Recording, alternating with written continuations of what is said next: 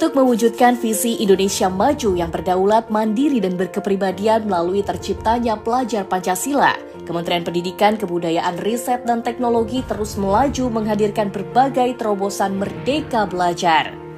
Merdeka Belajar yang diusung Kemendikbudristek memiliki tujuan untuk mencapai pendidikan berkualitas bagi seluruh rakyat Indonesia melalui transformasi pada 4 hal, yakni infrastruktur dan teknologi, kebijakan, prosedur dan pendanaan, kepemimpinan, masyarakat dan budaya, serta kurikulum, pedagogi, dan asesmen.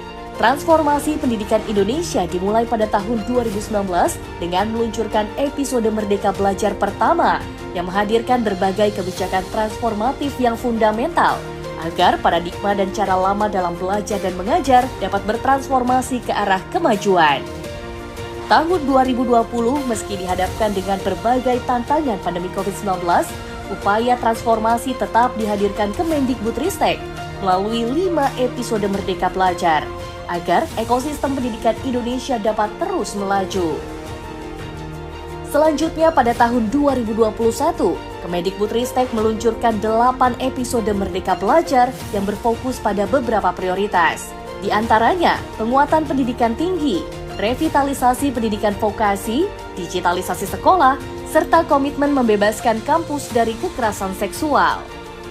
Terobosan terus dihadirkan pada tahun 2022 melalui 8 episode Merdeka Belajar yang mentransformasi kurikulum dan teknologi pembelajaran, peningkatan sistem pendanaan pendidikan dan beasiswa, serta pemajuan kebudayaan dan bahasa daerah. Pada tahun 2023 ini, Kemendikbudristek meluncurkan Merdeka Belajar episode ke-23, buku bacaan bermutu untuk literasi Indonesia. Merdeka Belajar episode ke-24, transisi PAUD ke SD yang menyenangkan. Merdeka Belajar episode ke-25, pencegahan dan penanganan kekerasan di lingkungan satuan pendidikan. Serta transformasi standar nasional dan akreditasi pendidikan tinggi sebagai Merdeka Belajar episode ke-26 yang tertuang dalam Peraturan Menteri Pendidikan, Kebudayaan, Riset, dan Teknologi Nomor 53 Tahun 2023 tentang penjaminan mutu pendidikan tinggi. Dengan standar nasional yang lebih memerdekakan, perguruan tinggi kini lebih leluasa untuk berinovasi. Selain itu, beban administrasi dan finansial perguruan tinggi untuk akreditasi berkurang. Kini, perguruan tinggi bisa lebih fokus meningkatkan mutu tridharma dan mencetak lulusan yang lebih relevan dengan zaman, serta mampu bersaing di kancah global.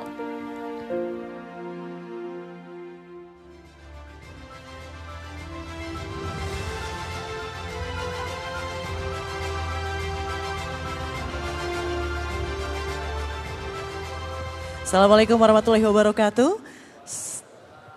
Salam sejahtera untuk kita semua, Om Swastiastu, Namo Buddhaya, salam kebajikan, Rahayu.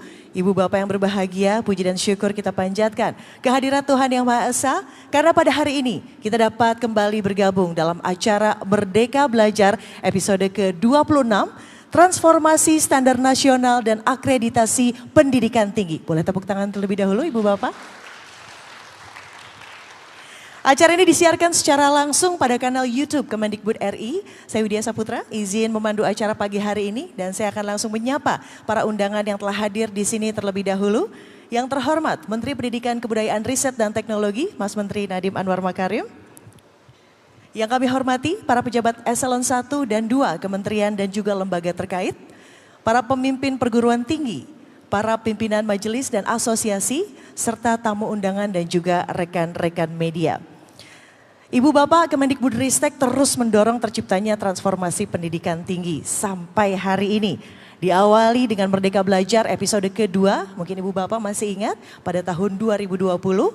Kini ada 10 dari 26 episode Merdeka Belajar yang fokus pada transformasi pendidikan tinggi.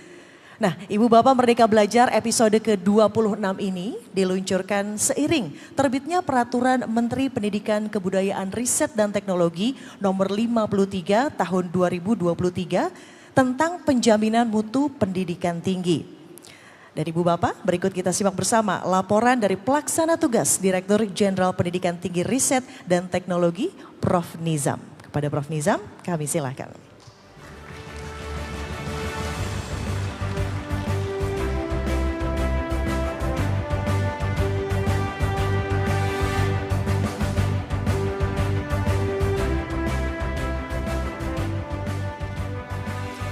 Assalamualaikum warahmatullahi wabarakatuh. Semangat pagi, salam sehat, salam sejahtera untuk kita semua. Shalom, Om Swastiastu, Namo Buddhaya, salam kebajikan. Mas Menteri yang saya hormati dan seluruh jajaran Kemdikbudristek, yang saya hormati para rektor, wakil rektor, para direktur, wakil direktur perguruan tinggi kita, negeri maupun swasta, rekan-rekan dari BAN PT, LAM, dan rekan-rekan media, dan seluruh tamu undangan yang berbahagia.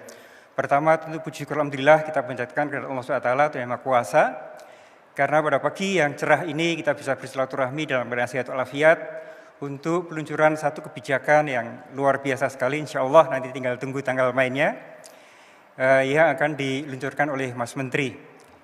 Mas Menteri, 44 bulan yang lalu, tepatnya 22 Januari tahun 2020, waktu itu saya diminta Mas Menteri sebagai PLT Dirjen Dikti, belum pakai Ristek. Di ruang ini, di tempat ini hadir juga beberapa rektor yang mungkin saat ini juga hadir. Kita luncurkan MBKM, Mas Menteri meluncurkan MBKM Merdeka Belajar 2, yaitu Kampus Merdeka. Transformasi besar yang kita lakukan pada waktu itu luar biasa sekali dampaknya kita lihat.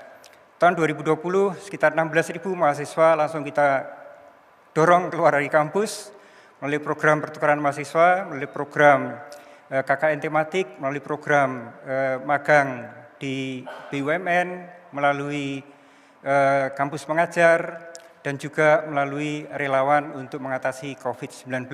16.000 mahasiswa keluar kampus.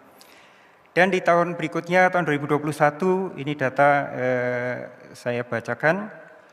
Tahun 2021, 16.000 tadi angkanya kita balik, menjadi 61.000 mahasiswa keluar dari perguruan tinggi. Dan tahun 2022, 116.000 mahasiswa mengikuti program-program MBKM di tingkat nasional. Ini baru yang diselenggarakan secara nasional. Dan alhamdulillah tahun ini hampir 150.000 mahasiswa keluar dari kampus untuk menimba ilmu di kampus kehidupan. Alhamdulillah total hingga hari ini sudah sekitar 800.000 mahasiswa keluar kampus untuk menemukan masa depan mereka. Akselerasi perubahan yang terjadi dengan sangat cepat tersebut kita lakukan dengan segala keterbatasan, dengan segala kendala yang ada. Kami mengistilahkan berlari sambil pakai sepatu, Mas Menteri, waktu itu. Nah hari ini mudah-mudahan sepatu itu sudah lengkap kita pasang sehingga kita bisa masuk gigi 6, kalau sekarang ini kita berlari dengan gigi 4, masuk, we change our gear, masuk ke gigi 6 untuk bisa take off, Mas Menteri. Jadi mudah-mudahan mereka belajar 26, ini menjadi fondasi untuk kita take off menuju SDM yang unggul untuk masa depan yang cerah bagi anak cucu kita. Selain itu kita juga mentransformasikan sistem akreditasi kita. Selama 3 tahun terakhir ini 6 lembaga akreditasi mandiri telah lahir, Mas Menteri, dan beberapa sudah berstandar internasional. Saya berikan tepuk tangan pada teman-teman BAN dan LAM. Transformasi-transformasi besar yang lain seperti pendanaan perguruan tinggi, sistem IKU, dan sebagainya saat ini sudah menggerakkan seluruh perguruan tinggi kita untuk bisa berlari menyongsong masa depan. Sehingga kita berharap dukungan Mas Menteri untuk perguruan tinggi kita akan semakin kokoh di tahun 2024 ini, sehingga take off tadi landasannya sudah kuat. Untuk menutup laporan, izinkan saya berpantun. Buah semangka manis dagingnya, buah kedondong asam rasanya. Kampus Merdeka membawa kita bergotong royong untuk maju bersama. Pantun itu katanya tidak boleh hanya satu, Mas Menteri, jadi mohon maaf saya tambahkan. Jagung dikukus dengan kulitnya. Bila dikupas, manislah bijinya. Kita rayakan Kampus Merdeka, kaya pengalaman, unggul lulusannya. Terakhir, supaya jumlahnya ganjil. Ikan emas indah di balik kaca, meluncur tenang menyejukkan mata. Mas Menteri hadir bersama kita, luncurkan MBKM 26 untuk majukan pendidikan kita. Terima kasih. Wassalamualaikum warahmatullahi wabarakatuh.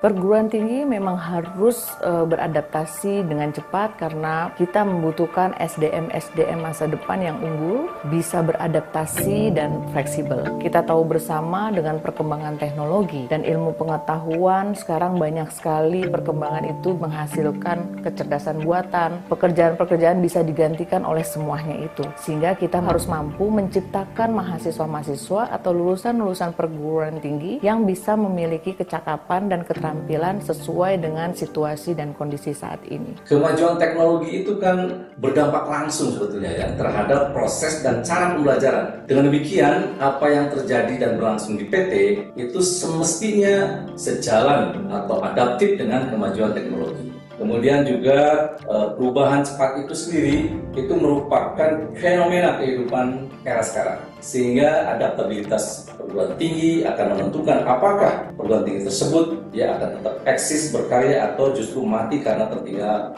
zaman, ya. Perguruan tinggi ada dan hidup di sekitar masyarakat. Masyarakat terus berubah, teknologi juga turut berubah. Bila perguruan tinggi tidak mampu beradaptasi dengan perkembangan teknologi dan kehidupan masyarakat, maka perguruan tinggi itu akan ditinggalkan karena tidak mampu memenuhi tuntutan kebutuhan masyarakat. Sehingga adaptasi merupakan suatu hal yang penting yang tidak bisa ditawar lagi. Namun, poin penting yang mungkin harus disiapkan oleh perguruan tinggi adalah bagaimana bisa membuat program sehingga kemudian skill mahasiswa itu bisa ditingkatkan. Selain itu, mahasiswa juga butuh pendewasaan cara berpikir, kemudian bagaimana memiliki etos kerja yang baik, kepribadian yang diharapkan, serta sikap bertanggung jawab.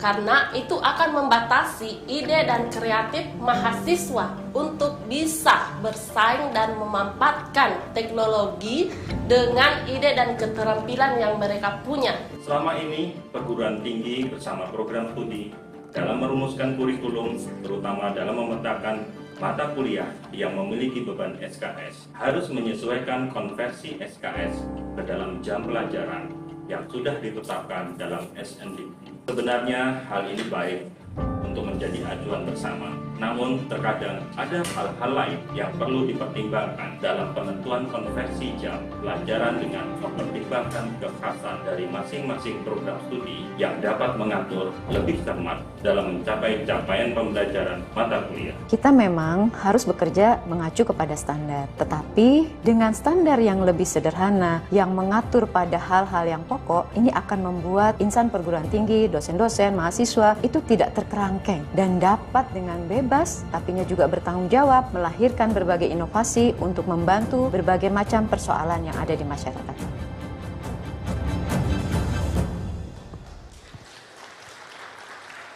Terima kasih sekali lagi kami ucapkan kepada Prof. Nizam atas laporannya dan Ibu Bapak baru saja ya kita simak bersama pendapat Civitas Akademika terkait tantangan di dunia pendidikan khususnya pendidikan tinggi saat ini. Dan selanjutnya, Ibu Bapak, mari kita ikuti bersama paparan Menteri Pendidikan, Kebudayaan, Riset, dan Teknologi yang juga sekaligus akan menandai diluncurkannya kebijakan ini secara resmi. Kepada Mas Menteri, dengan hormat kami silahkan.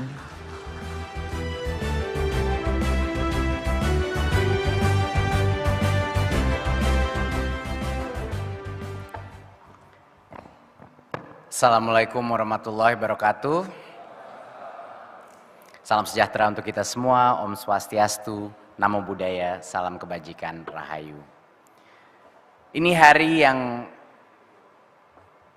gimana ya, saya ini merasa hari ini hari yang sudah lama ditunggu, baik dari sisi perguruan tinggi maupun dari sisi kementerian. Hari ini kami ingin memenuhi janji kita kepada perguruan tinggi. Dulu tuh banyak yang ngomong sama saya, kok jadi mahasiswanya doang Mas Menteri yang dimerdekakan? Ingat, kok perguruan tingginya sebagai institusi juga tidak dimerdekakan? Hari ini walaupun sedikit telat, hari ini adalah jawaban dari pertanyaan itu Bapak Ibu.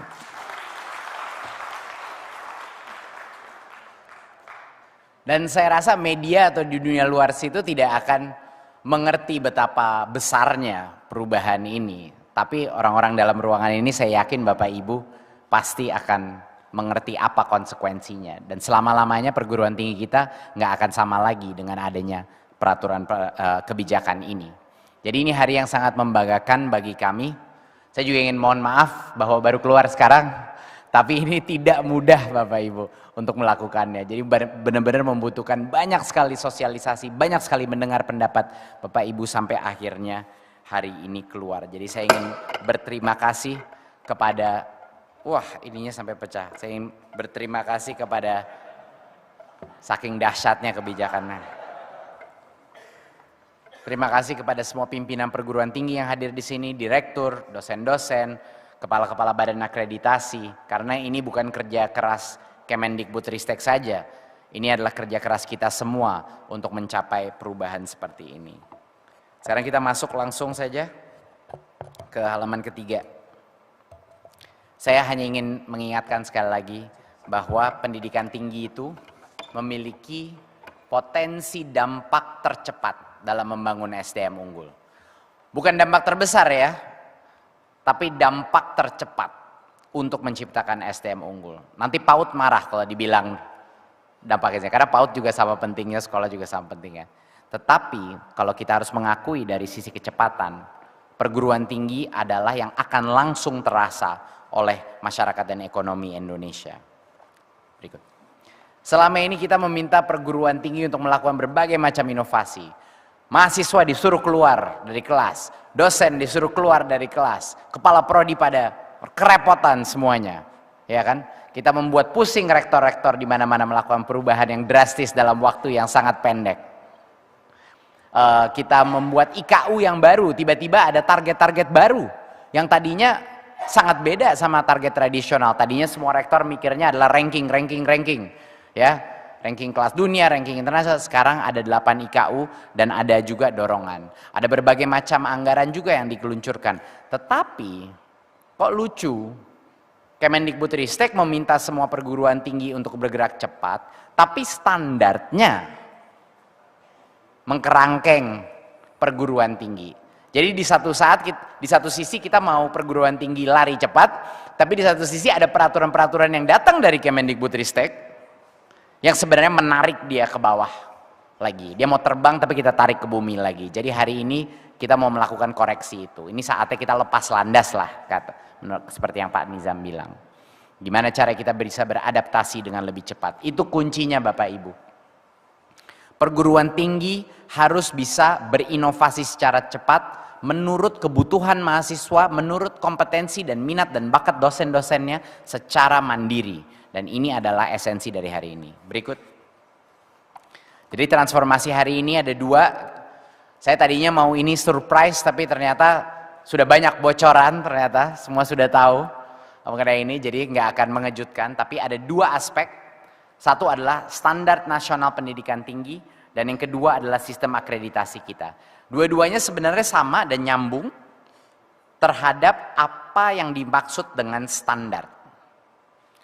Dan di kami di kementerian itu sangat mudah membuat standar, buat aja keluarin permen, tek.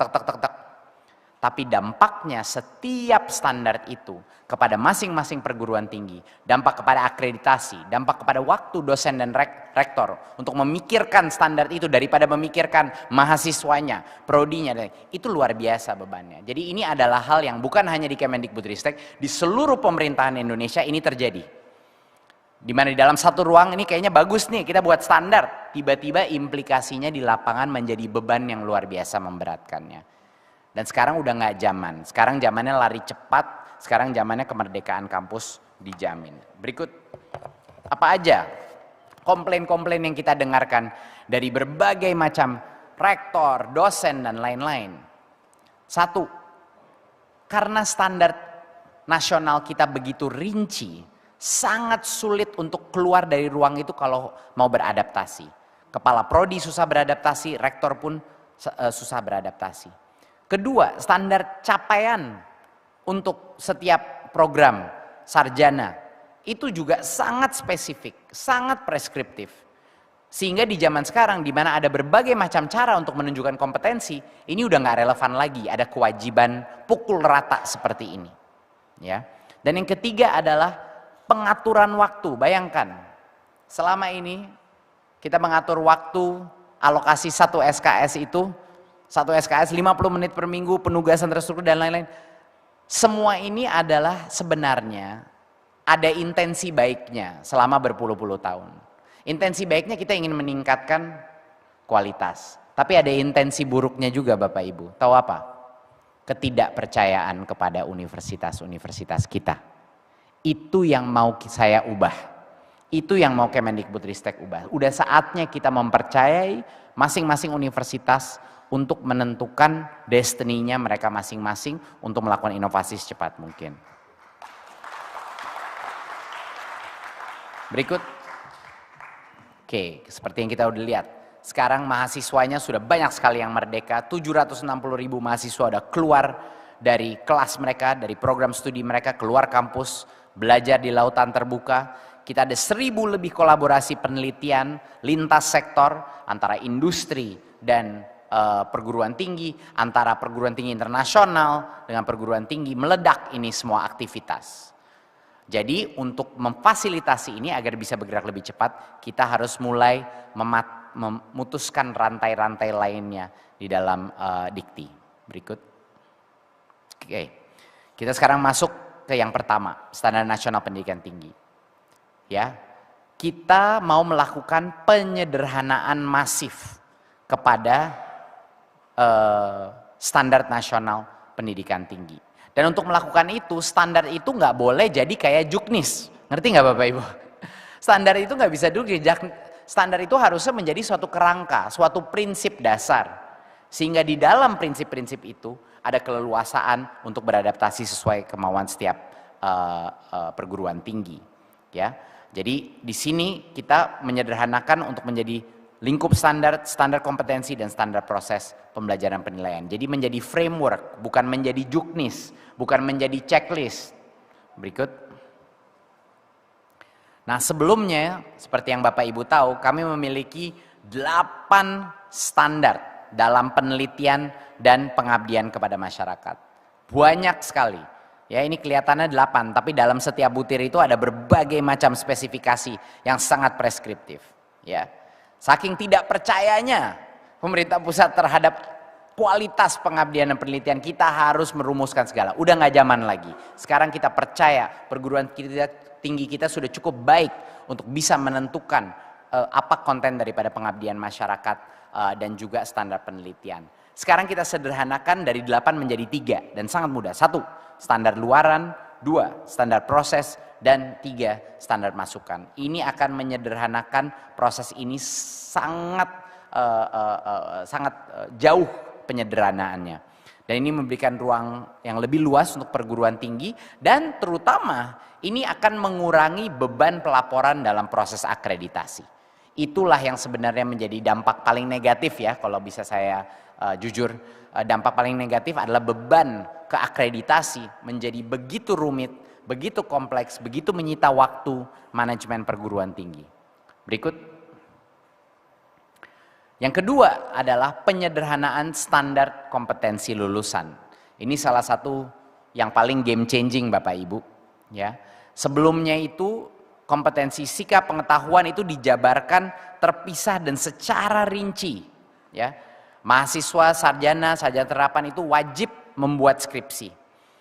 Yang magister pun wajib menerbitkan makalah di jurnal ilmiah terakreditasi dan dokter wajib menerbitkan makalah di jurnal internasional bereputasi.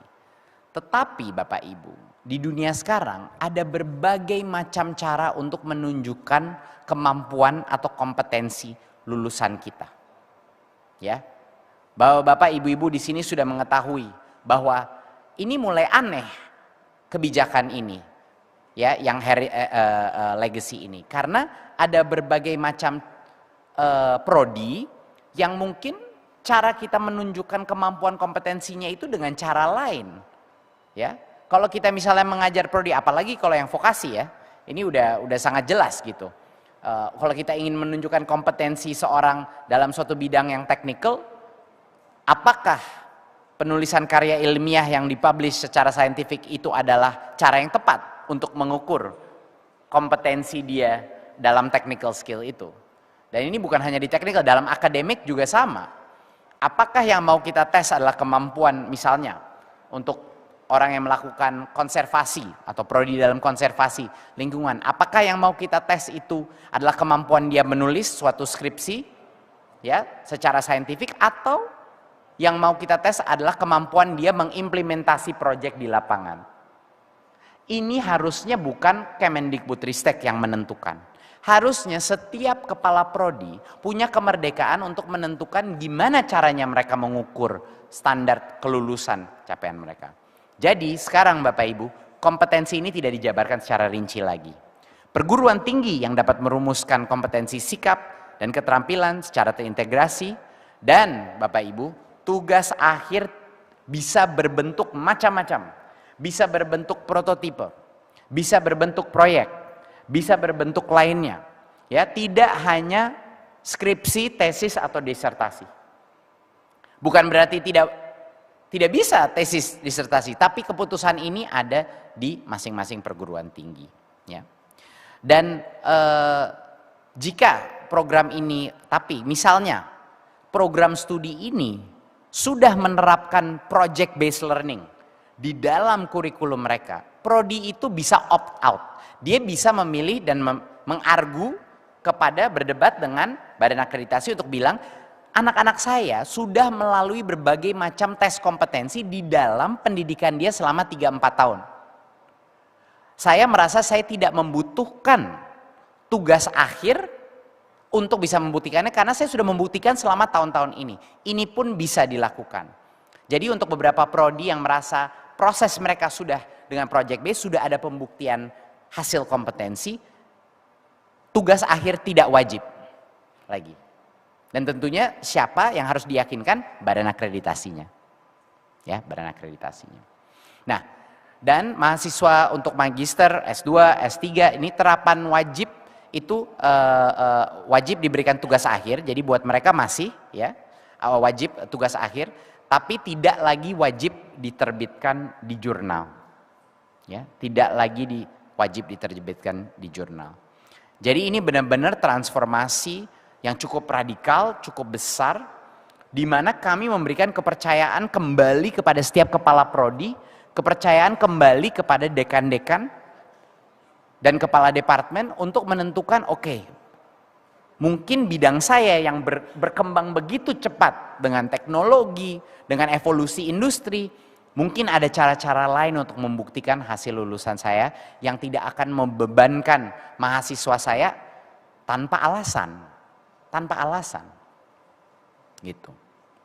Oke, dampak positifnya, program studi merdeka akhirnya untuk membentuk tugas akhir, ya, atau memilih untuk tidak ada tugas akhir untuk yang S1, ya, dan menghilangkan kewajiban pada program studi sarjana terapan S1 atau D4.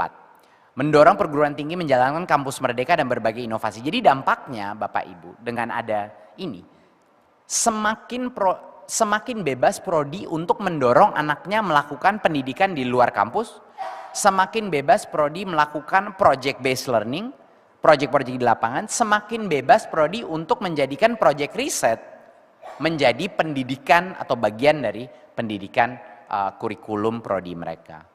Ya. Berikut. Oke. Yang ketiga adalah penyederhanaan standar proses pembelajaran. Yang tadinya diatur secara spesifik. 1 SKS itu tatap muka 50 menit, penugasan terstruktur 60 menit, kegiatan mandiri 60 menit, dan semuanya itu harus ada penilaian, harus ada angkanya yang berkontribusi kepada IPK. Bapak Ibu, kekakuan kebijakan ini sudah tidak relevan lagi. Di era di mana banyak sekali murid-murid, mahasiswa keluar kampus mengerjakan hal-hal lain, mereka mengerjakan proyek atau mereka mendapatkan suatu sertifikasi kompetensi, di mana nggak ada tuh angka dari sertifikasi kompetensi. Adanya adalah ya dia menyelesaikan, dia berhak mendapatkan sertifikasi kompetensi itu atau tidak. Jadi itu adalah logikanya untuk yang pass fail. Sekarang kami mengintroduce boleh melakukan SKS yang pass fail, terutama untuk MBKM, Dan yang pembagian SKS ini udah nggak relevan lagi Bapak Ibu. bahwa kita harus secara preskriptif mengatur komposisi dari harus berapa di dalam ruang kelas, berapa yang jam waktu PR, ya, dan lain-lain. Kegiatan mandiri berapa? Ini udah tidak relevan lagi di dunia sekarang. Setiap mata kuliah, setiap prodi akan punya standarnya sendiri. Kalau memang mayoritas atau 70% dari waktunya adalah project based, kami tidak bisa melakukan itu kalau standarnya sangat kaku dan preskriptif. Sehingga sekarang kami mendefinisikan satu SKS itu sebagai 45 jam per semester. Sudah. Ya, sudah. Pembagian waktu itu ditentukan masing-masing perguruan tinggi, terserah. Itu boleh tepuk tangan, silakan. Itu big deal.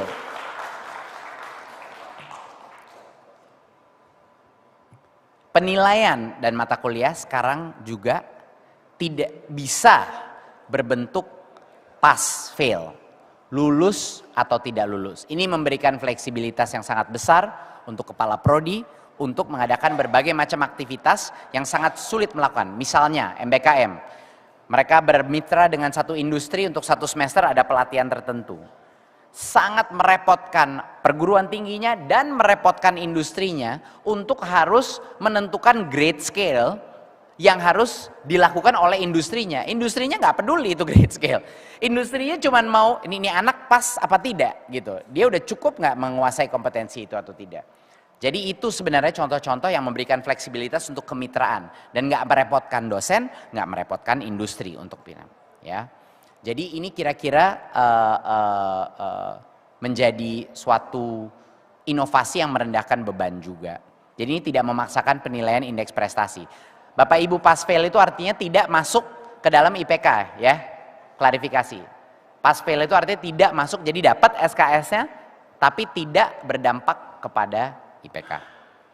Berikut. Jadi ini poinnya adalah semua inovasi yang kita mau, semua ekspektasi dikti untuk perguruan tinggi maju hanya bisa dilakukan kalau dikti pun rantai-rantainya lepas, benar-benar membuka ruang gerak. Dan itu adalah harapan kita dengan penyederhanaan standar nasional pendidikan tinggi. Berikut sekarang kita pindah ke aspek favorit kita semua Bapak Ibu, akreditasi. Oke. Saya sekedar mengingatkan dulu kita episode kedua Merdeka Belajar, mungkin di sini ada yang ingat, ada yang lupa ya. Tapi kita telah melakukan dulu itu sudah langkah pertama. Hari ini langkah kedua. Ya, langkah pertamanya adalah hanya mengingatkan akreditasi diperbarui secara otomatis, jadi bebannya berkurang, nggak dipaksa terus. Reakreditasi bersifat sukarela bagi program studi yang sudah siap, dan reakreditasi bisa dilakukan kapan saja kalau ada penurunan kualitas yang keluar di radarnya dikti, dan juga kalau sudah mendapatkan akreditasi internasional tidak perlu menjalankan akreditasi internasional. Ini yang sudah terjalan selama 2-3 tahun ya. 2-3 tahun ini sudah berjalan. Nah, sekarang kita selesaikan penyederhanaan ini. Berikut. Oke. Apa saja transformasi di bidang akreditasi sekarang? Yang pertama, sebelumnya itu akreditasi yang sekarang dijalankan itu memiliki berbagai status. Bisa tidak terakreditasi, bisa baik sekali, atau unggul. Ya. Biaya akreditasi tersebut itu dibebankan kepada masing-masing perguruan tinggi. Dan akreditasi itu dilakukan masing-masing program studi. Masing-masing program studi. Sekarang kita akan memindahkan, menyederhanakan dan membuat ini jauh lebih simpel. Di mana status akreditasinya kita sederhanakan, pemerintah yang akhirnya akan menanggung biaya akreditasi wajib, dan pengumpulan proses akreditasi di tingkat departemen. Ini saya akan jelaskan ya, kira-kira seperti apa mekanismenya, oke? Udah seneng nih kayaknya semuanya. Alhamdulillah, baik. Berikut, oke. Nah, sebelumnya kan kita udah tahu ada 4 level akreditasi seperti ini. Nah, ini sekarang akan berubah. Oke. Akreditasi wajib perguruan tinggi hanya ada 2 status. Tidak terakreditasi atau terakreditasi. Sudah.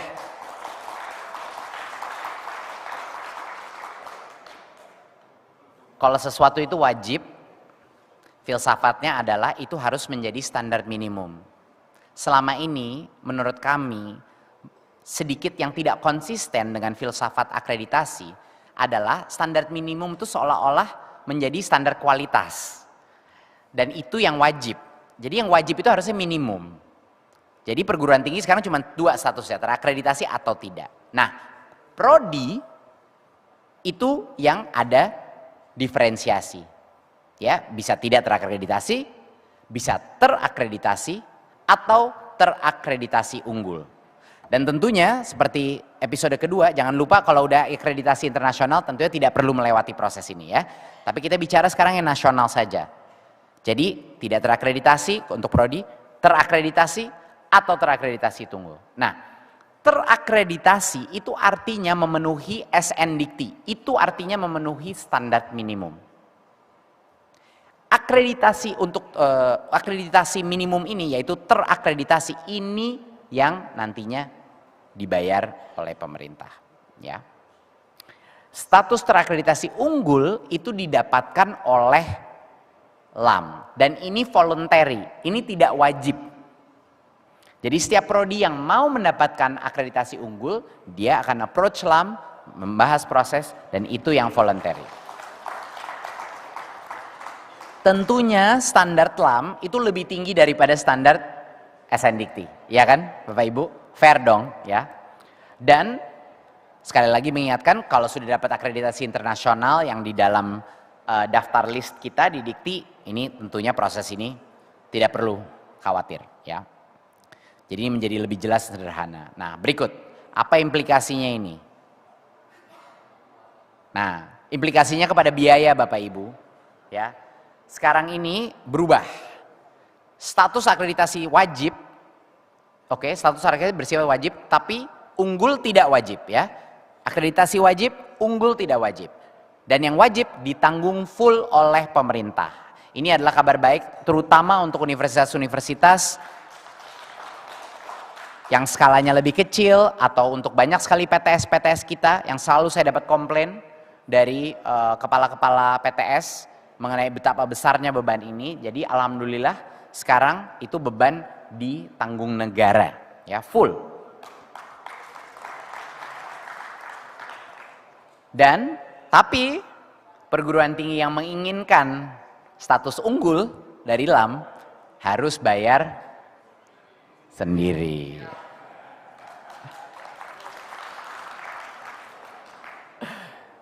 Jadi dengan adanya kami mengambil tanggung jawab beban pembiayaan yang wajib, saya sudah tidak mau mendengar lagi komplain dari rektor-rektor bagi kalau ada yang bilang minta sama saya, yang unggul gratisin juga Mas Menteri. Wah, saya marah itu nanti. Bener ya? Siap ya? Saya nggak dengar, siap? Oke. Jadi ini adalah kompromi yang paling tepat, yang wajib dibayar full negara, yang tidak wajib itu harus bebannya perguruan tinggi ya. Berikut. Oke, satu lagi ini yang juga sangat penting. Jadi selama ini setiap kali kami mendalami, saya kan waktu masuk ini baru ya dalam proses akreditasi, tapi saya mendengar prosesnya itu seperti apa dari perspektif perguruan tinggi, itu benar-benar ribetnya luar biasa. Saya mengakui. Jadi kepala prodi di mana-mana itu diminta data yang sama dan overlapnya prodi itu sama prodi yang di bawah fakultas yang sama, itu overlapnya besar sekali, tapi diminta lagi. Jadi kami misalnya ada 5 prodi di bawah satu fakultas, kami meminta data yang sama again and again. Ya, sehingga setiap prodi direpotkan, padahal data-data itu sudah ada di tingkat fakultas atau departemen. Ini nggak masuk akal buat kita. Jadi sekarang untuk pertama kali proses akreditasi itu bisa dilaksanakan pada tingkat unit pengelola prodi tersebut. ya. Yaitu departemen atau jurusan, sekolah atau fakultas, ya. Jadi dekannya yang repot. Tapi jauh lebih efisien. Kenapa itu dibebankan di masing-masing kepala prodi? Padahal datanya sama. Jadinya proses akreditasi ini bisa dikumpulkan di level 1 level up, gitu, ya. Ini mengurangi sekali beban administrasi perguruan tinggi. Berikut. Ya. Jadi apa langkah selanjutnya? Langkah selanjutnya adalah untuk masing-masing perguruan tinggi, pimpinan perguruan tinggi, politeknik dan lain-lain untuk menjabarkan ini standar nasional pendidikan yang baru ini, ya, dan visi dan misi masing-masing dalam bentuk standar pendidikan tinggi. Dan kami menyediakan grace period atau masa untuk transisi ini selama 2 tahun ke depan. Tapi saya rasa dengan kebijakan ini akan jauh lebih cepat sih adaptasi. Karena ini banyak hal-hal yang malah mengurangi beban ya. Jadi nggak akan terlalu merepotkan. Karena memang saya dengar ini udah lama impian banyak perguruan tinggi bahwa sistem ini lebih sederhana. Dan untuk bagi yang sudah mendapatkan akreditasi tentunya sekarang kita punya A, B, C ya kan akreditasi. Itu masih valid sampai masa berlakunya selesai. Lalu pindah ke sistem secara natural, organik, ke terakreditasi atau tidak, dan unggul sebagai opsi voluntary masing-masing perguruan tinggi. Dan untuk BAN PT dan LAM, untuk menyadari bahwa mereka tidak lagi menarik biaya ke perguruan tinggi untuk akreditasi minimum yang bersifat wajib. Sama sekali tidak. Mereka hanya menarik biaya untuk akreditasi unggul. Ya. Dan tentunya BAN PT dan LAM bertanggung jawab untuk menyesuaikan instrumen akreditasi dengan standar baru ini.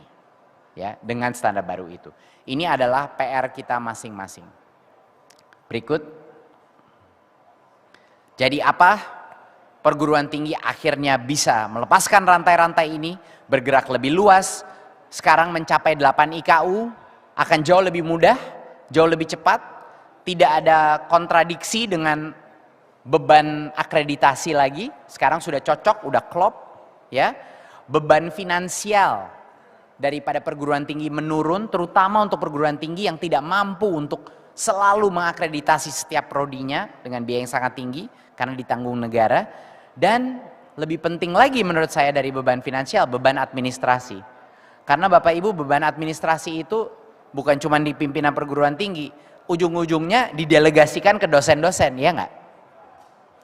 Dan setiap jam yang digunakan untuk melapor kepada Dikti, setiap jam yang digunakan untuk mendokumentasi administrasi adalah 1 jam yang tidak di-spend ke research pengabdian masyarakat dan pendidikan ke mahasiswa kita.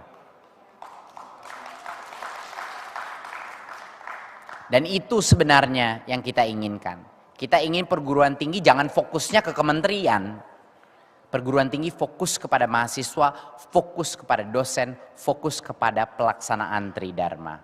Demikian, terima kasih Bapak Ibu. Wassalamualaikum warahmatullahi wabarakatuh.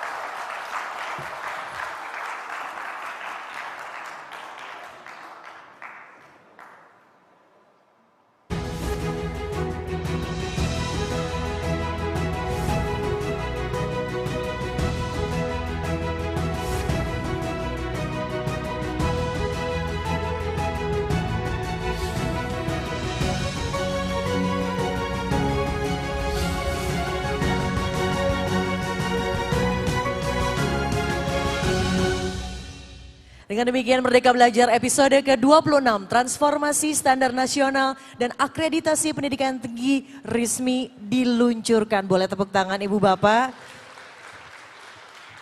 Kalau kata Mas Menteri tadi sudah ditunggu-tunggu untuk merdeka begitu ya. 1 SKS 45 jam per semester itu sangat memerdekakan Ibu Bapak yang ada di sini. Katanya tadi percepatannya tidak akan memakan waktu lama. Dan selanjutnya Ibu Bapak kita akan menyimak diskusi panel yang juga sudah sangat ditunggu-tunggu. Bersama para narasumber hebat kita hari ini.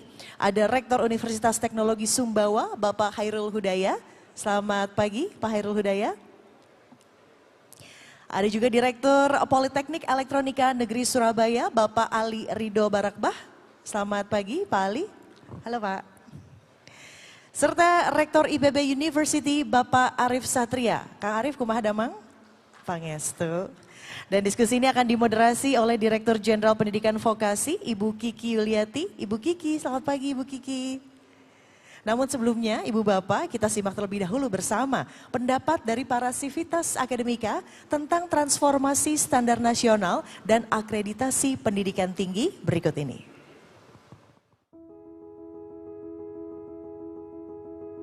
Transformasi standar nasional pendidikan tinggi akan sangat memberikan ruang merdeka bagi perguruan tinggi dalam mendefinisikan standar mutunya dengan tetap memastikan siklus SPMI atau Sistem Penjaminan Mutu Internal berjalan optimal. Standar nasional pendidikan kita kan sudah mengacu pada Undang-Undang Sistem Pendidikan Nasional. Memang seharusnya amanat undang-undang ini ditransformasikan dengan tujuan untuk memastikan bahwa pendidikan tinggi tetap relevan, berkualitas, dan berkelanjutan dalam menghadapi tantangan. Saya meyakini transformasi pada standar nasional dan akreditasi pendidikan ini merupakan inisiatif yang sangat baik dalam upaya efisiensi dan efektivitas tata kelola perguruan tinggi, serta merupakan bentuk penguatan komitmen pada penjaminan mutu perguruan tinggi. Dengan kemudahan-kemudahan yang dialami dalam perubahan standar nasional dan akreditasi perguruan tinggi ini, masyarakat akademik atau khususnya dosen dan mahasiswa bisa berjalan dengan baik, bisa sejalan dengan baik, menciptakan atau meluluskan mahasiswa yang berkualitas. Tentu saja ini sangat memudahkan perguruan tinggi karena hanya terdiri dari 3 standar nasional, yaitu masukan, proses, dan luaran. Contohnya saja dalam melaksanakan penelitian, masukan kita akan berfokus kepada bagaimana membuat proposal yang baik sesuai dengan fenomena masalah yang ada, proses menjalankan penelitian tersebut dengan sebaik-baiknya. Kemudian dari sisi luaran kita bisa mengimplementasi hasil-hasil penelitian sesuai dengan kebutuhan mitra usaha dan mitra industri dan masyarakat pada umumnya. Menurut saya, transformasi standar nasional dan akreditasi pendidikan tinggi ini mampu menjawab tantangan yang sedang dihadapi perguruan tinggi saat ini. Dengan adanya perubahan standar Tridharma yang hanya terdiri dari 3 standar, yaitu standar luaran, standar proses, dan standar masukan. Kewajiban Tridharma perguruan tinggi ini membuka ruang kepada mahasiswa maupun dosen untuk berkontribusi secara langsung dan nyata. Dengan adanya tugas akhir selain skripsi seperti proyek ataupun penelitian, hal ini tentunya dapat mendorong untuk menghasilkan mahasiswa dengan sesuai skill atau ilmu yang ditekuni selama kuliah dan tidak hanya menghasilkan mahasiswa yang sekedar menyandang gelar tanpa pekerjaan. Karena kan program ini sangat dibutuhkan untuk portofolio seorang mahasiswa ketika ingin melamar pekerjaan di masa yang akan datang. Nah, ini sangat berpotensi baik sekali untuk mahasiswa untuk meningkatkan kepercayaan dirinya, inovatifnya, multitastingnya, dan juga memberikan peluang besar kepada mahasiswa untuk menggali lagi apa passion dan bakat yang ada dalam dirinya. Ini menjadi sebuah hal yang sebetulnya emang sudah seharusnya melaksanakan hal itu. Karena apa? Dengan 2 hal tadi berarti kesiapan mahasiswa pasca lulus ini bakal meningkat dengan experience yang mereka telah hadapi selama kuliah, dengan kebiasaan mereka yang bisa beradaptasi lebih. Sehingga ketika nantinya mereka lulus kuliah, ketika mereka nantinya bekerja, ketika mereka nantinya mengimplementasikan hal ini di masyarakat, itu tuh mereka dapat lebih siap. Sekali lagi Ibu Bapak, untuk video testimoni dan juga jelang diskusi panel, Pak Hairul, Pak Ali, dan juga Pak Arif sudah siap? Ibu Kiki sudah siap? Mangga, the floor is yours. Terima kasih. Assalamualaikum warahmatullahi wabarakatuh. Selamat pagi menjelang siang. Yang kami hormati Mas Menteri, Pak Nizam, Pak Nino, dan seluruh Bapak Ibu yang hadir pada pagi hari menjelang siang ini, dan mohon maaf saya tidak bisa melihat jauh dengan jelas karena lampunya luar biasa, dan saya merasakan semangat, saya merasakan juga tanya-tanya dalam hati di antara Bapak dan Ibu, ini gimana nanti, ini bagaimana menerapkannya. Sebelum kita lanjut ke pertanyaan-pertanyaan lain begitu, saya ingin menanyakan apa yang ada di dalam pemikiran Bapak-bapak sekalian. Di sini ada Pak Arif dari IPB, ada Pak Ali Ridho dari Politeknik Negeri Elektronika Surabaya, dan dari Universitas Teknik Sumbawa. Mas Arif, tadi Mas Menteri menyampaikan bahwa ini akan banyak sekali mengubah apa yang selama ini kita lakukan. Dan ada dua hal sebetulnya yang ingin kami konfirmasi. Pertama, menurut Mas Arif, apa dampak positif bagi PTNBH jika regulasi penjaminan mutu kita menjadi lebih lentur dan tidak preskriptif? Itu dulu, nanti yang berikutnya. Baik, terima kasih Bu Dirjen, Pak Menteri, Pak Dirjen, dan hadirin sekalian, para rektor, kolega. Terima kasih atas pertanyaannya. Jadi dampak positif tentu sangat banyak sekali, dan tentu kita sangat mendukung reformasi untuk transformasi standar nasional pendidikan tinggi ini. Yang paling gampang di depan mata adalah beban dosen untuk administrasi itu berkurang drastis. Ya. Itu yang positif yang paling kelihatan sekali. Jadi alokasi waktu dosen bisa digunakan untuk riset, untuk bisa improvisasi dalam learning dan sebagainya. Namun yang kedua, yang paling penting lagi adalah bahwa kita memang harus fokus pada menyiapkan SDM unggul berupa future skills yang memang kompatibel terhadap tuntutan masa depan. Era perubahan ini kan diperlukan kan kemampuan adaptasi, kemampuan belajar, dan bahkan Kementerian sendiri sudah mendeskripsikan jumlah soft skill yang diperlukan, seperti kemampuan kolaborasi, critical thinking, kemudian kemampuan komunikasi, leadership, dan sebagainya.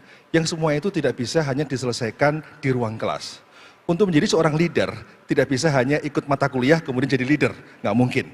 Itu dia harus get involved dengan berbagai aktivitas di lapangan yang melibatkan berbagai aspek, baik keterampilannya, kemudian juga aspek human relation-nya, dan sebagainya.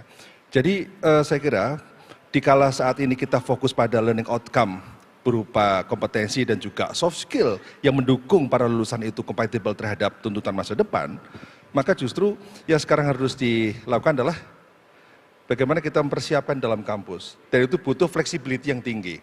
Kita menghendaki orang kreatif, tapi kita sendiri aturan tidak kreatif, kan nggak mungkin.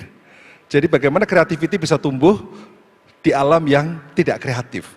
Sehingga memang peraturan ini saya kira menjadi satu ekosistem yang sangat kondusif untuk menumbuhkan kreativity mahasiswa, juga kreativity pengelola perguruan tinggi. Kenapa? Karena kemudian kita bisa menemukan berbagai instrumen. Seperti misalnya di IPB, kami menghargai orang untuk memperkuat leadership, orang harus menjadi pengurus ormawa, organisasi kemahasiswaan, pengurus BEM dan sebagainya.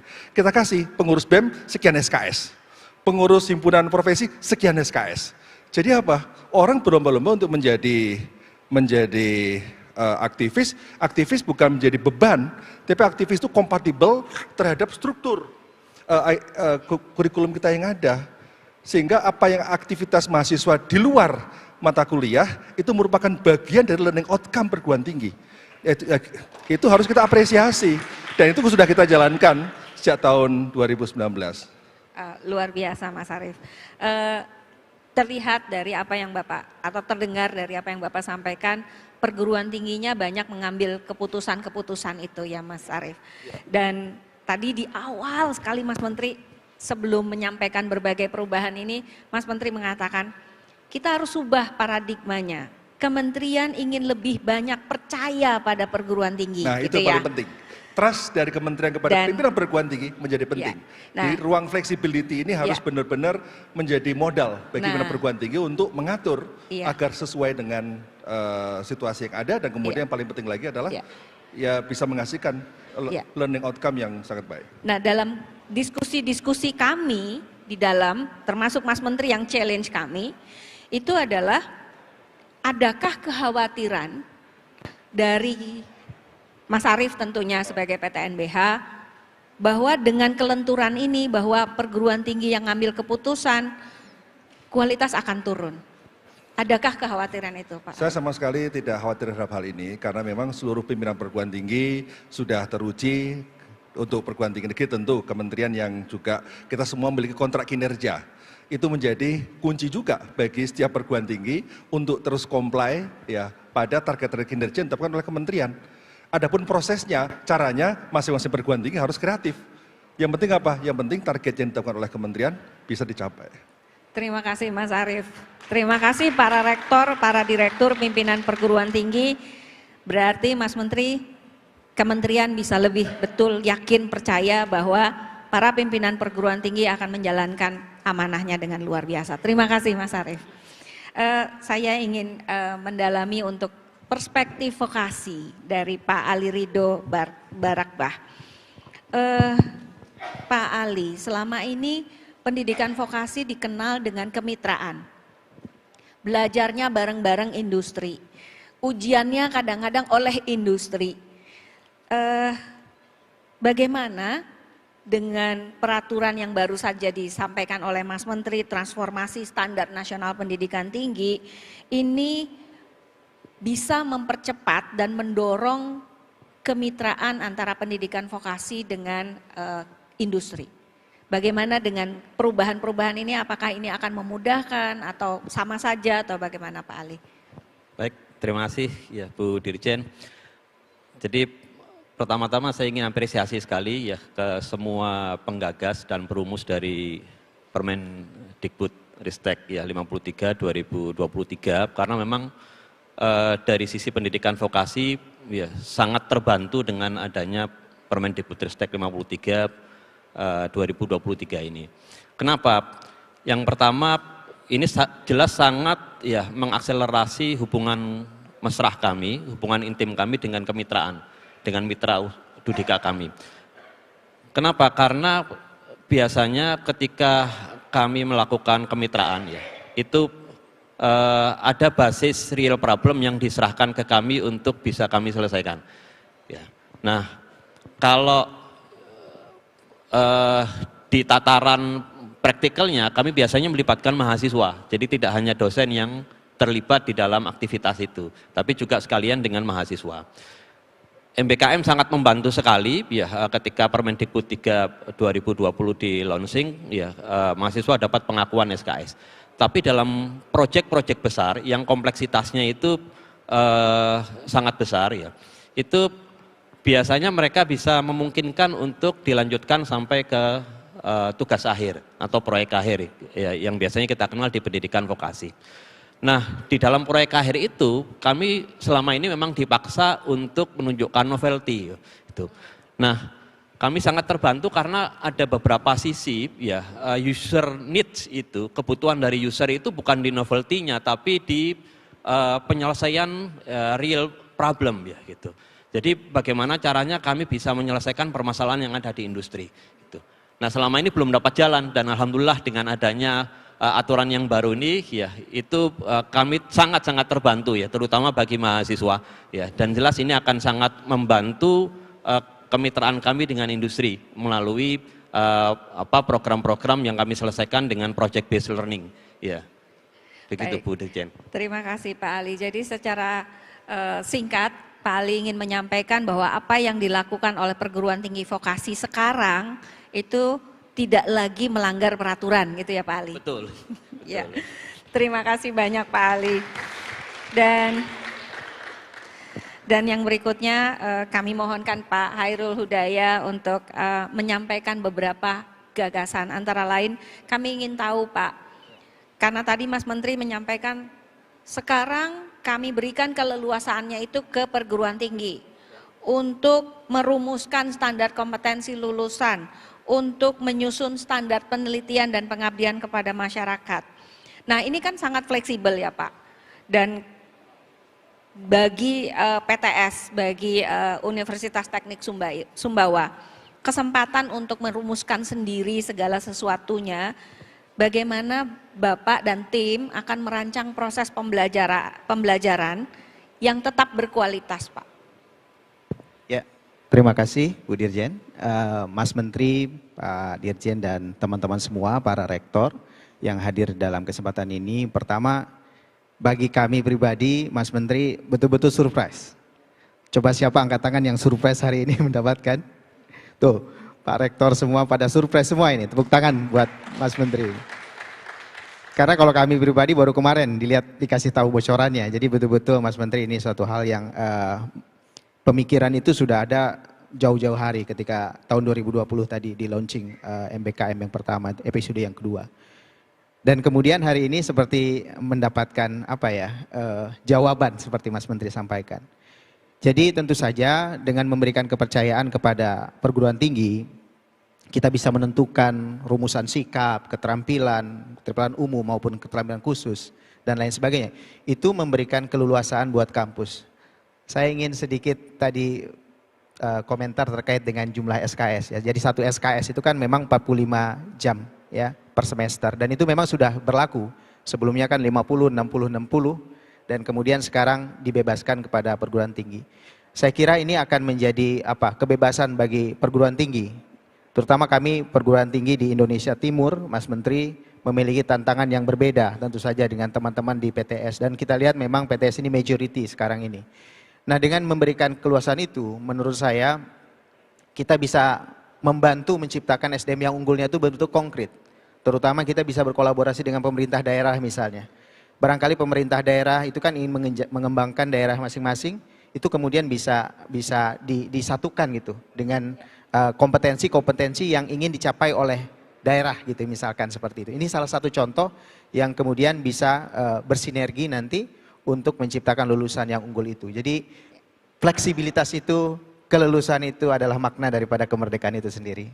Alhamdulillah, terima kasih banyak Pak. Berarti nanti di Universitas Teknik Sumbawa akan lebih adaptif ya Pak terhadap kebutuhan pengguna lulusannya gitu betul, ya Pak. Betul. Ada satu yang terus dalam diskusi-diskusi kami nih Mas Arief. Bagaimana perspektif IPB, tentunya Pak Mas Arief sebagai rektor. Ketika Mas Menteri menyampaikan bahwa tugas akhir itu nggak harus skripsi, gitu ya, boleh bentuk lain. Bahkan untuk magister dan doktor tidak harus publikasi, walaupun kalau perguruan tinggi masih menganggap itu perlu silakan. Tapi Mas Menteri memberi kebebasan itu kepada perguruan tinggi. Nah, mengenai pengaturan tugas akhir yang tidak harus skripsi, bagaimana PTNBH, bagaimana IPB memastikan bahwa lulusannya tetap bagus? Baik, terima kasih Bu Dirjen. Jadi saya kira kebijakan Mas Menteri ini memayungi apa yang sudah kita lakukan sejak tahun 2019. Di IPB kami sudah sejak 2019 skripsi nggak wajib. Jadi kami sudah memulai 2019 bahwa mahasiswa bisnis ya bikin bisnis plan. Kalau syukur-syukur kalau dia sudah bisa menjalankan bisnis, itu jauh lebih bagus nilainya daripada sekedar tulisan. Kemudian bagi mahasiswa yang punya preferensi lain buat prototipe dan sebagainya, monggo silakan. Namun yang tetap kita lakukan adalah menulis tugas akhir. Tapi tidak semua riset, karena tidak semua harus menjadi peneliti. Ada orang yang menjadi businessman, ada orang yang ingin menjadi orang pendampingi masyarakat dan sebagainya. Tapi kemampuan menulis dari apa yang dia rencanakan, apa yang dia pikirkan menjadi penting. Karena apa? Karena communication itu merupakan skill baru yang memang diperlukan menghadapi masa depan. Dan communication tidak hanya komunikasi lisan, tapi juga komunikasi tulisan. Jadi sebenarnya menulis itu kan soal cara berpikir. Nah kita ini memberikan kebebasan kepada mahasiswa untuk tugas akhirnya, ya, tapi tidak harus penelitian, tidak harus skripsi, tapi menulis apa yang dia lakukan itu menjadi penting. Karena bagian dari proses untuk meningkatkan skill menulis. Sehingga itu dimanapun kita bekerja, tuntutan membuat proposal menjadi penting. Bukankah begitu? Ya. Nah kemudian juga di saat sekarang ini, apalagi kalau hanya menulis berbasis pada literatur. Sekarang ada ChatGPT. Sekarang ada AI yang bisa membantu. Justru ini tantangan buat kita semua yang ada di perguruan tinggi untuk berpikir lebih tinggi lagi. Apa yang bisa manfaatkan AI untuk kepentingan kemajuan learning kita. Jadi jangan salahkan AI, jangan salahkan ChatGPT, kita harus mampu memanfaatkan itu. Kemarin, mohon maaf Pak, Bu Dirjen, 2 minggu lalu kita pertemuan Asia University Forum di Vietnam, diinisiasi oleh Seoul National University. Temanya soal AI dan learning. Itu dibahas oleh sekian 30 rektor, dan memang hampir semua perguruan tinggi di dunia saat ini sedang meraba-raba. Apa implikasi ChatGPT, kemudian aplikasi AI terhadap learning yang saat ini ada. Nah, sehingga pertemuan berikutnya akan membahas bagaimana langkah-langkah konkret setiap perguruan tinggi, bagaimana memanfaatkan berbagai aplikasi AI untuk kemajuan pendidikan tinggi kita. Nah, namun saya punya aspirasi baru Mas Menteri. Jadi saya kira kebijakan ini yang sangat bagus dan kita mendukung. Ya, dan saya kira kemerdekaan mahasiswa diikuti oleh kemerdekaan rektor sekarang. Ya. Diikuti oleh kemerdekaan perguruan tinggi.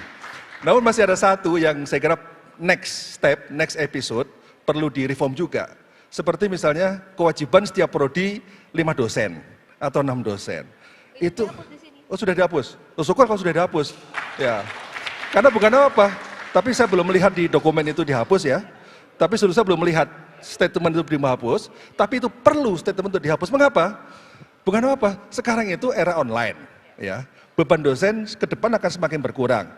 Apalagi terkait dengan micro-credential yang disediakan oleh Coursera, disediakan oleh berbagai provider, micro-credential, dan ketika mahasiswa mengambil mata kuliah di luar dan sebagainya, beban dosen sudah relatif berkurang lagi. Kita sekarang Mas Menteri mewajibkan mahasiswa, kita menyediakan 17.000 mahasiswa support untuk mengambil micro-credential di Coursera. Ya sehingga kalau itu sudah disetarakan dengan SKS, sudah disetarakan dengan beban kredit dan sebagainya, saya kira akan bisa mengurangi beban dosen. Dan menurut saya sehingga rasio itu menjadi kurang relevan lagi untuk menjadi persyaratan untuk akreditasi. Terima kasih. Betul Mas Arief. Jadi di peraturan itu dihapus aturan 5 dosen, namun ada kata namunnya. Tanggung jawab pemenuhan kebutuhan dosen itu ada di perguruan tinggi. Jadi nanti akan dilihat secara total perguruan tingginya apakah bisa memenuhi kebutuhan dosen sesuai dengan jumlah mahasiswa, sesuai dengan pembelajaran yang dirancang. Jadi Mas Arief, prinsipnya tetap, caranya bisa macam-macam. Ini yang diberikan keleluasaan caranya oleh Pak Menteri. Terima kasih Mas Arief. Dan pertanyaan yang sama untuk Pak Ali Ridho. Kalau sekarang nggak harus skripsi lagi, gimana nih Mas Pak Ali? Jadi kami dari pendidikan vokasi terus terang berterima kasih ya dengan adanya keluarnya Permendikbud 53 ya. Teman-teman di pendidikan vokasi kita berikan aplaus untuk aturan baru ini. Karena biasanya di kami itu Bu Dirjen ya, kami fokus di penyelesaian problem ya yang ada di lapangan, yang ada dari mitra kami ya. Nah, selama ini dipaksakan untuk membangun. Ibu sekalian yang telah meluangkan waktu untuk menyimak ini, dan Ibu Bapak sekalian, mari kita segera implementasikan peraturan baru dan tentunya melalui keputusan para pimpinan perguruan tinggi untuk menerjemahkan SNDikti yang baru ke dalam standar pendidikan tinggi di perguruan tinggi masing-masing. Terima kasih. Wassalamualaikum warahmatullahi wabarakatuh. Waalaikumsalam warahmatullahi wabarakatuh. Terima kasih Ibu Kiki, Pak Herul. Terima kasih juga Pak Ali dan juga Pak Arief. Silakan untuk kembali ke tempat Ibu dan Bapak.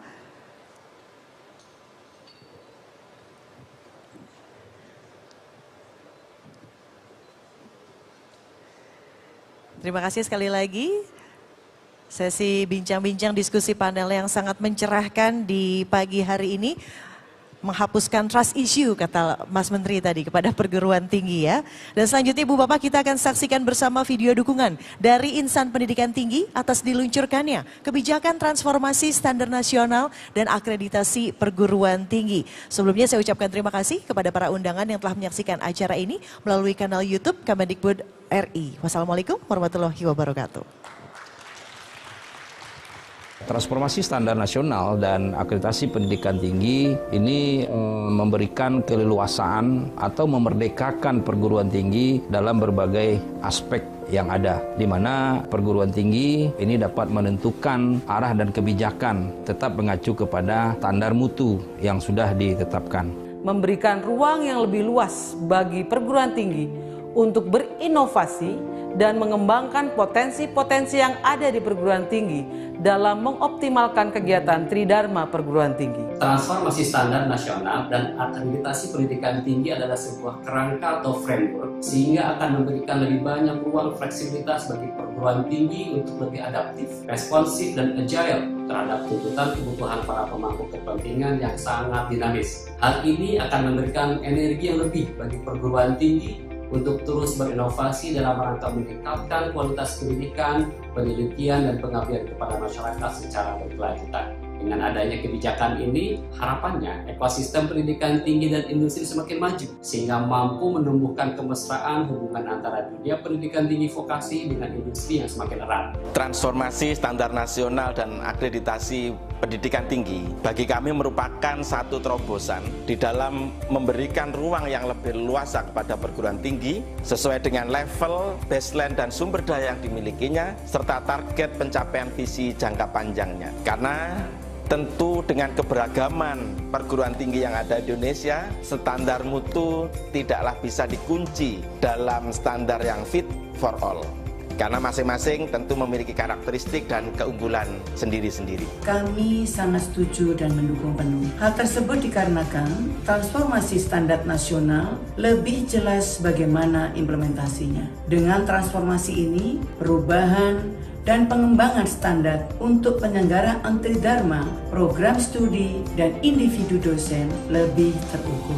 Dengan melakukan modifikasi dan simplifikasi standar, tentu perguruan tinggi akan jauh lebih mendapatkan fleksibilitas, kemerdekaan untuk bisa melaksanakan Tridharma perguruan tinggi. Selain itu, dengan adanya transformasi standar nasional dan akreditasi perguruan tinggi akan lebih memerdekakan perguruan tinggi untuk mencapai indikator kinerja, mengurangi beban administrasi dan finansial perguruan tinggi, sehingga perguruan tinggi akan lebih fokus pada peningkatan mutu pendidikan tinggi itu sendiri. Kami menyambut baik transformasi ini memberi ruang kami selaku pengelola perguruan tinggi untuk lebih cepat beradaptasi dan berinovasi dalam memenuhi kewajiban kami untuk memberikan layanan pendidikan terbaik bagi anak bangsa. Kami mengharapkan akan membuat kampus-kampus lebih termotivasi untuk melakukan inovasi yang dibutuhkan untuk beradaptasi dengan perkembangan ilmu pengetahuan dan teknologi. Pada akhirnya, diharapkan bahwa kebijakan ini mampu mendorong perguruan tinggi untuk terus meningkatkan mutu pendidikan tinggi dalam rangka menjawab tuntutan dunia kerja dan perkembangan dunia. Hal ini saya kira sesuatu yang sangat ditunggu-tunggu, khususnya untuk program studi yang baru atau yang mungkin sedang berkembang, sehingga beban-beban di dalam pelaksanaan akreditasi selama ini dapat dikurangi. Esensinya adalah bagaimana pendidikan tinggi bisa lebih fokus kepada penyediaan input dan proses yang lebih baik untuk menghasilkan output yang lebih berkualitas dari capaian Tridharma perguruan tinggi. Sehingga transformasi standar nasional pendidikan tinggi ini merupakan langkah strategis untuk lebih memudahkan bagi perguruan tinggi dalam mewujudkan visi misinya. Saya sangat menyambut baik karena lahirnya Permen ini merupakan bentuk dari reformasi dan transformasi terkait dengan tata kelola perguruan tinggi menuju perguruan tinggi modern yang mampu bersaing di tingkat global. Saya sangat mendukung kebijakan ini. Terobosan ini memungkinkan perguruan tinggi untuk lebih adaptif terhadap perubahan cepat dalam dunia pendidikan. Kebijakan ini memandang masa depan pendidikan tinggi dengan perspektif yang cerdas dan adaptif. Dalam era perubahan cepat, adaptasi adalah kunci. Saya percaya kebijakan tentang penjaminan mutu pendidikan tinggi akan menghadirkan masa depan ekosistem pendidikan tinggi yang lebih memerdekakan. Dengan dilaunchingnya Merdeka Belajar tentang penjaminan mutu perguruan tinggi akan dapat mendapatkan keleluasaan bagi sivitas akademika untuk mengoptimalkan Tridharma perguruan tinggi dan mendorong kolaborasi di semua stakeholder sehingga bermanfaat bagi semua. Transformasi standar nasional dan akreditasi pendidikan tinggi yang dirilis pada edisi ini kami pandang berjalan sesuai dengan semangat Merdeka Belajar yang sesungguhnya. Kami meyakini ruang-ruang untuk berinovasi dan improvisasi menjadi sangat leluasa kita rasakan dalam membumikan visi, misi, dan juga kolaborasi dengan segenap sektor. Sivitas akademika kami yakini akan memiliki harapan untuk tidak lagi tersekap oleh beban-beban administrasi akademik yang non-produktif, tetapi dapat bergerak menuju luaran-luaran pendidikan yang lebih solutif, berdaya guna, dan memenuhi kebutuhan zamannya. Kami dari Universitas Bengkulu menyambut dan sangat antusias ini. Tentunya karena setiap universitas kami yakin mempunyai keunikan-unikan tersendiri. Kami menghimbau kepada rekan-rekan sejawat, dosen, tenaga kependidikan, dan begitu juga kepada masyarakat. Mari kita gunakan dan kita manfaatkan kesempatan ini untuk bisa lebih kreatif dan inovatif dalam pengembangan pendidikan tinggi. Dan begitu juga kita bisa lebih cepat memenuhi harapan masyarakat untuk melahirkan sumber daya manusia yang berkualitas. Untuk teman-teman sejawat dan dosen-dosen perguruan tinggi se-Indonesia, mari bersama-sama bergandengan tangan mengambil bagian untuk mewujudkan penyelenggaraan Tridharma sesuai dengan misi perguruan tinggi masing-masing dengan transformasi standar nasional ini. Mari kita semuanya menerapkan kebijakan ini dengan sebaik-baiknya dan mengoptimalkan seluruh sumber daya yang dimiliki agar tujuan pendidikan Indonesia dapat tercapai dengan baik. Kepada rekan-rekan sejawat, kebijakan ini merupakan kesempatan bagi kita untuk merespon dunia pendidikan yang berubah dengan cepat. Mari kita saling memberikan dukungan dalam menyukseskan transformasi standar dan akreditasi pendidikan tinggi ini. Mari kita semuanya, rekan-rekan para pengelola perguruan tinggi, untuk secara bersama-sama mengimplementasikan kebijakan ini dengan sepenuh hati, dengan penuh kesadaran bahwa ini semuanya dalam rangka untuk menghantarkan mencapai cita-cita kemerdekaan, yaitu mencerdaskan kehidupan bangsa, menjadikan bangsa Indonesia bangsa yang sejahtera, bangsa yang mandiri, dan kemudian disegani oleh seluruh masyarakat dunia. Kami mengajak semua pihak yang berkomitmen untuk kemajuan pendidikan tinggi Indonesia untuk bersama-sama memahami dengan baik substansi Merdeka Belajar Kampus Merdeka dalam kemasan transformasi standar nasional dan akreditasi pendidikan tinggi ini, serta tentu menjalankannya agar terwujud budaya mutu dengan paradigma yang baru. Kampus Merdeka.